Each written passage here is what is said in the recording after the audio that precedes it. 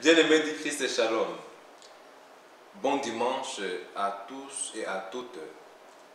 Nous allons partager la parole de Dieu de ce dimanche, troisième dimanche de l'année liturgique B.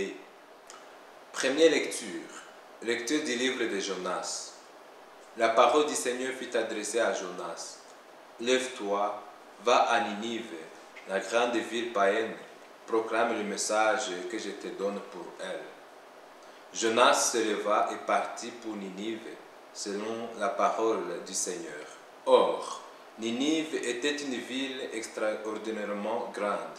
Il fallait 3 jours pour la traverser. Jonas la parcourut une journée à peine en proclamant « Encore 40 jours et Ninive sera détruite. » Aussitôt, les gens de Ninive crurent en Dieu. Ils annoncèrent un jeûne et tous, du plus grand au plus petit, prirent des vêtements de deuil.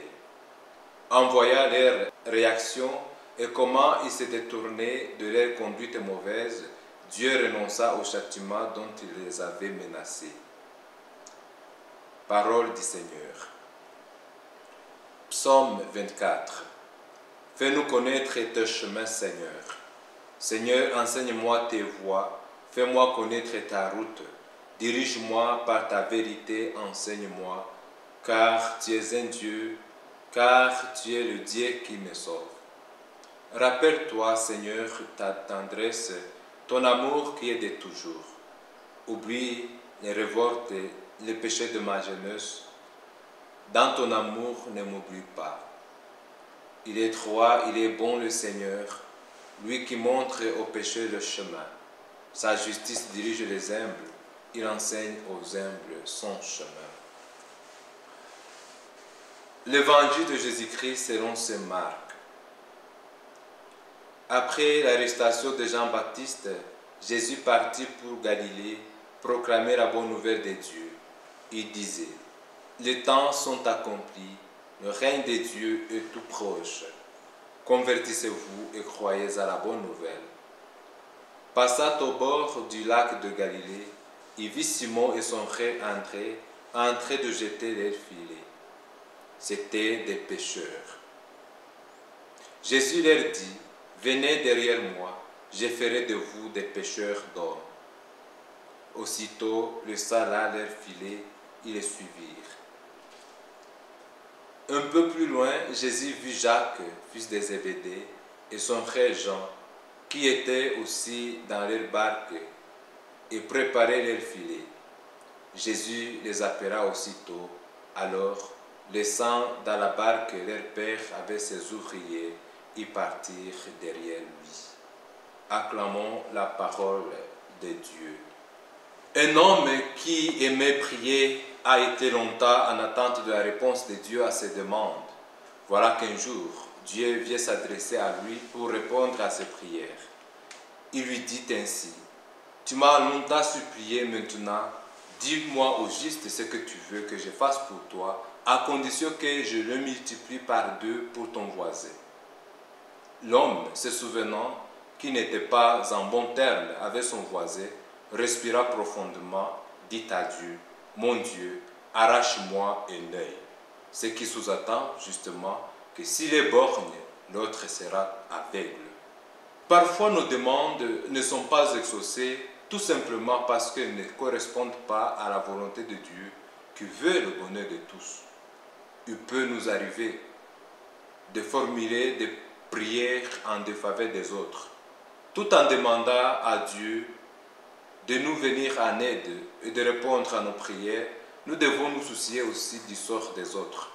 Dieu exauce les intentions que nous lui adressons pour ceux que nous n'aimons pas assez et pour nos ennemis. Si cet homme avait demandé à Dieu de changer son cœur, celui de son voisin serait doublement changé.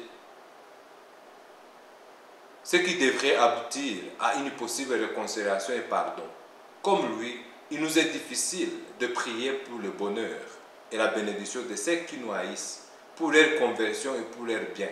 Or, Jésus nous demande de faire du bien à ceux qui nous haïssent, de souhaiter du bien à ceux qui nous maudissent et de prier pour ceux qui nous calment. En fait, nous pouvons comprendre la résistance que le prophète Jonas oppose à l'appel de Dieu qui lui demande de prêcher la conversion de la ville de Ninive. Autrement dit, c'est de faire du bien à la ville ennemie et païenne. Comme pour Jonas et Saint Paul apôtre, pour qui nous célébrons la conversion demain, il se peut que notre prière parfois égoïste et haineuse, notre manière de vivre, de penser et d'agir ont besoin d'une radicale conversion pour pouvoir plaire à Dieu.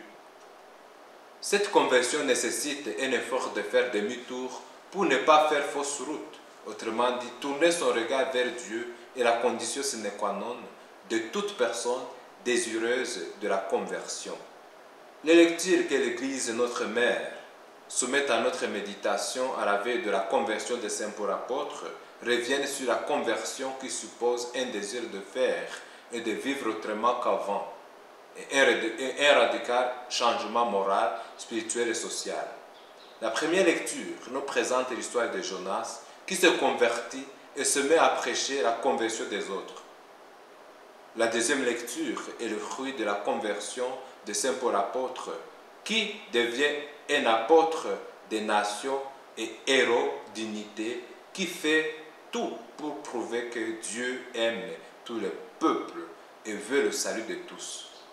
Et l'Évangile nous relate le début du ministère de Jésus sous info de la conversion qui est la foi en la bonne nouvelle du salut et de l'instauration du règne de l'amour dont nous sommes, comme les premiers disciples, appelés à répandre. Dans la première lecture, après s'être converti ou du moins changé d'avis, Jonas obéit à l'appel de Dieu et, ne ménageant aucun effort, il s'est mis à prêcher et proférer les menaces de Dieu contre les habitants de la ville païenne. Ceux-ci se répandent tous et se convertissent immédiatement, à commencer par le roi. Bien que leurs efforts de repentir soient louables et nécessaires, il reste que la conversion et le salut sont toujours des dons immérités. Bien que leurs efforts de repentir soient louables et nécessaires, il reste que la conversion et le salut sont toujours des dons immérités qui dépendent avant tout de la bonté, de la miséricorde et de la grâce du Seigneur, opérant dans la vie de chaque personne qui s'ouvre à lui. On ne peut jamais prétendre se convertir sans le secours de la grâce divine. Et nous, sommes-nous conscients de l'amour de Dieu pour tous les hommes, et même ceux avec qui nous ne partageons pas la foi et la religion, les pécheurs en l'occurrence?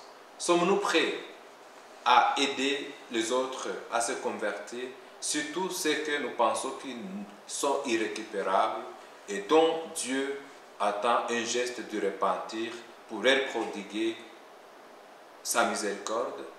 Sommes-nous conscients que le salut de Dieu soit universel, c'est-à-dire concerne toute l'humanité? L'expérience de la grâce divine et la ferme résolution de changer leur vie dont font preuve les Ninivites aboutissent à leur conversion.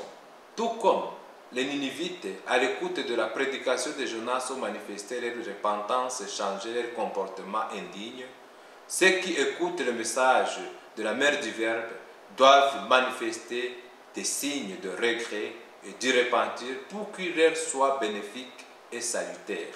Se convertir, dit le pape Benoît XVI, signifie par conséquent ne pas vivre comme tout le monde vit, ne pas faire ce que tout le monde fait, ne pas se sentir justifié en accomplissant des actions douteuses et ambiguës ou mauvaises par le fait que les autres font de même. Commencer à regarder sa propre vie avec les yeux de Dieu, donc chercher le bien même s'il est dérangeant. Ne pas se remettre au jugement des multitudes, des hommes, mais au jugement de Dieu. Autrement dit, chercher un nouveau style de vie, une vie nouvelle. La conversion dans la perspective des apparitions mariales de Kibéo se fonde sur l'humilité de reconnaître son errance, le regret profond de ses mauvais actes et la ferme résolution de s'en remettre à Dieu, l'unique juge impartial. Cette conversion est avant tout un don de Dieu, bien qu'elle nécessite un effort de la part de celui qui veut retourner à lui dans toute humilité. Comme Jonas, la mère du Verbe, en nous disant avec un profond chagrin que le monde va mal, loin de nous menacer, veut que nous revenions à Dieu de tout notre cœur. Ce qui brise le cœur de la Vierge Marie est l'incrédulité, impénitence, mauvaise conduite caractérisée par une dissolution des mœurs, une complaisance dans le mal et une désobéissance continuelle au commandement de Dieu. Son avertissement provient de son cœur maternel qui le pousse à aller jusqu'à verser les larmes en voyant l'endurcissement de cœur des enfants qu'elle chérit, qui ne veulent pas accueillir le pardon de Dieu et la miséricorde de Dieu. Dans la deuxième lecture, Saint Paul apôtre, héros de la conversion, invite les Corinthiens à changer leur manière habituelle de vivre et à adopter le comportement digne de leur identité chrétienne. Ceci consiste à savoir que le monde, avec tout ce qu'il contient, passe. Seul Dieu et son règne d'amour restent. C'est une invitation à cesser de nous regarder nous-mêmes avec le poids de nos péchés, nos lourdes consciences d'avoir mal agi, pour tourner nos regards vers Dieu, riche en miséricorde et en pardon. Cette conversion à laquelle il nous appelle consiste à mener notre vie sur toutes ces dimensions dans la perspective de la foi. Cela nous demande à ne pas nous soucier de notre état de vie, marié ou pas, riche ou pauvre, de ne pas nous fier à la richesse, aux événements et au pouvoir, car tout cela passe avec le monde. Une seule chose compte, faire tout pour la gloire de Dieu et le salut des hommes. L'Évangile nous montre que le début du ministère de Jésus est marqué par un appel à la conversion. Dans ce cas, la conversion consiste à croire à la bonne nouvelle du salut, de l'amour et de la miséricorde de Dieu. Si le contenu de la proclamation de Jésus est la conversion et la foi dans le règne de l'amour, l'intervention de la mère du Verbe à Kibéo s'inscrit dans cette perspective évangélique et devient un rappel de l'évangile de son Fils qui est venu pour que tous les hommes aient la vie et qu'il l'ait en abondance. Le message de Marie incite les hommes au changement de leur mauvais comportement afin qu'ils fassent retour décisif à Dieu.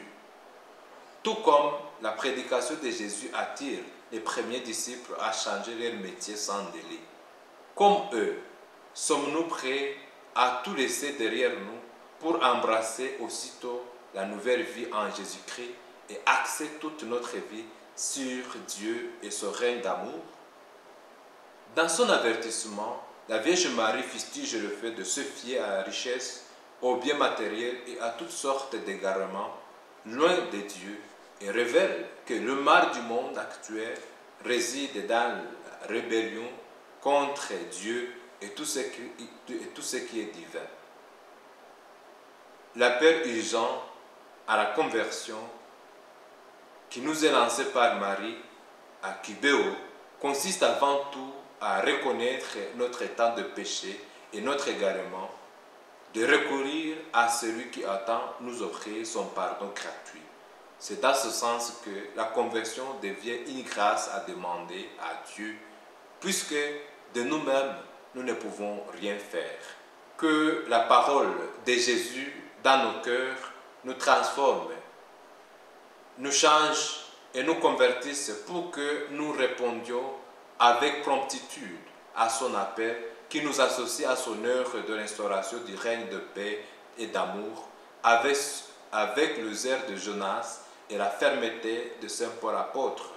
De là, avec le psalmiste, nous chanterons ainsi.